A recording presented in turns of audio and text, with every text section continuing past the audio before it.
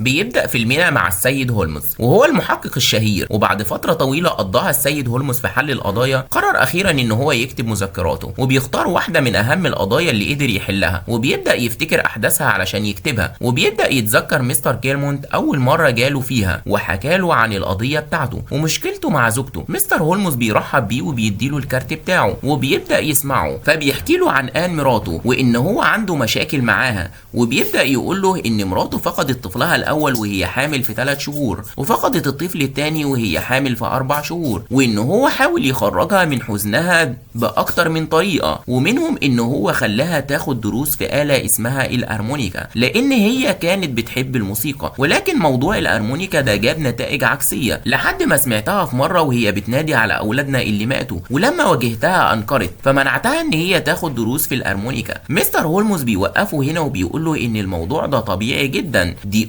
فكمل كلامه وقال له الموضوع ما وقفش لحد هنا، ولكن دي كانت عايزاني اعمل شواهد للقبر بتاع الاولاد، وكمان بدأت تزور توقيعي وتسحب فلوس من البنك، وكمان بدأ يجي لي ايصالات دفع لحصص الارمونيكا. لما واجهتها بده كله انكرت. بيطلب منه مستر هولمز صورة لمراته، وبعدين بيقول له انا هقبل القضية بتاعتك دي بس بشرط لو طلعت عارف نوع العطر اللي مراتك بتستخدمه، وبيطلع فعلا عارف نوع العطر اللي زوجته بتستخدمه، وبيقبل مستر هولمز القضية وبيبدأ يراقبها لحد ما بيلاقيها راحت للست اللي كانت بتديها دروس في الأرمونيكا، ولكنها ما بتبقاش راحة علشان تاخد دروس، ولكن بتبقى قاعدة تحت علشان بس تسمع الطفل ده وهو بيعزف، وهي كمان اللي بتدفع له فلوس الدروس، علشان كده كان في إيصالات بتجيلها على البيت، يعني مش هي اللي كانت بتاخد الدروس دي. مستر هولمز بيكمل القضية لوحده بعد ما بيقول لجوزها مش هينفع طريقتك دي يا أنا يا أنت، وبيكمل في مراقبته لآن، ولما بينزل بيلاقيها واقفة قدام المحل ده وبيبدأ يشك ان هي مستنياه، ولكن بيبقى مجرد شك. لسه بيكمل في مراقبته ليها، وهنا بيشوفها وهي بتحاول تكتب توقيع زوجها اكتر من مرة، وده لانها بعد كده زورت شيك وراحت البنك وسحبت الفلوس من حساب زوجها، وبعد كده راحت اشترت سم قوي جدا لدرجة ان الراجل قال لها نقطة واحدة بس من ده كفيلة تموت فيل، وبعد كده بتروح تتأكد ان الوصية اللي كتبتها هي وزوجها لسه زي ما هي ما اتغيرت، واللي هي بتنص على لو جوزها مات هي تورث كل حاجة، ولو هي ماتت جوزها يورثها. بتروح بعد كده قدام محطة القطارات وبيفضل مستر هولمز مراقبها وبتدي فلوس للشخص ده، وما بنفهمش برضه ليه.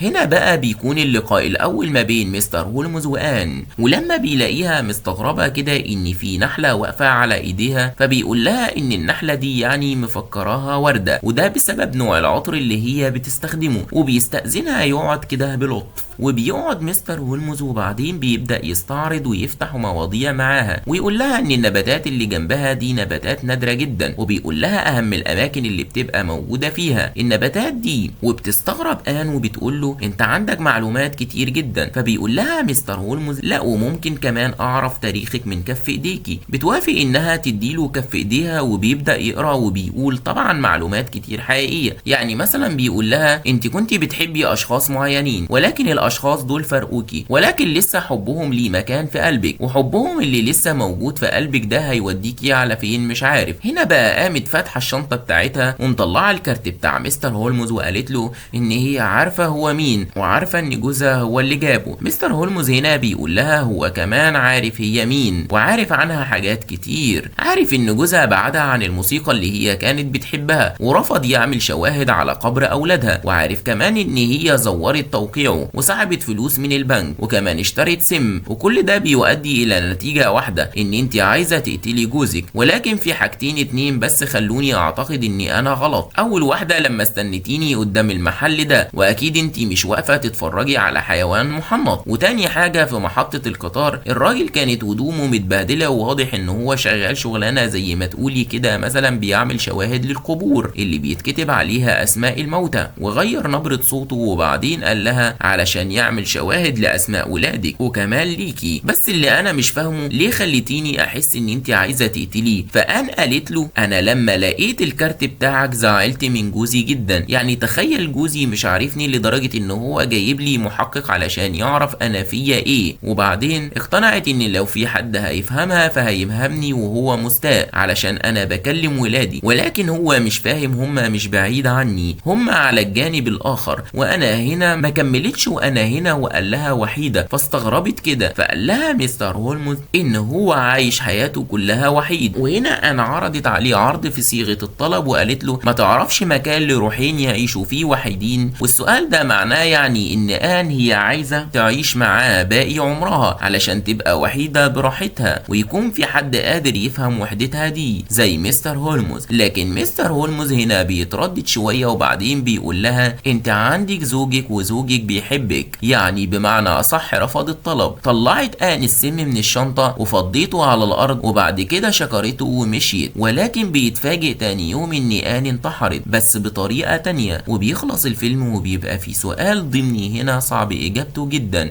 هي قامت انتحرت ليه؟ هل حبها لاولادها وكونها عاوزة تروح لهم هو اللي خلاها تنتحر، ولا علشان جوزها ما كانش مقدر مشاعرها وحبها لاولادها ده؟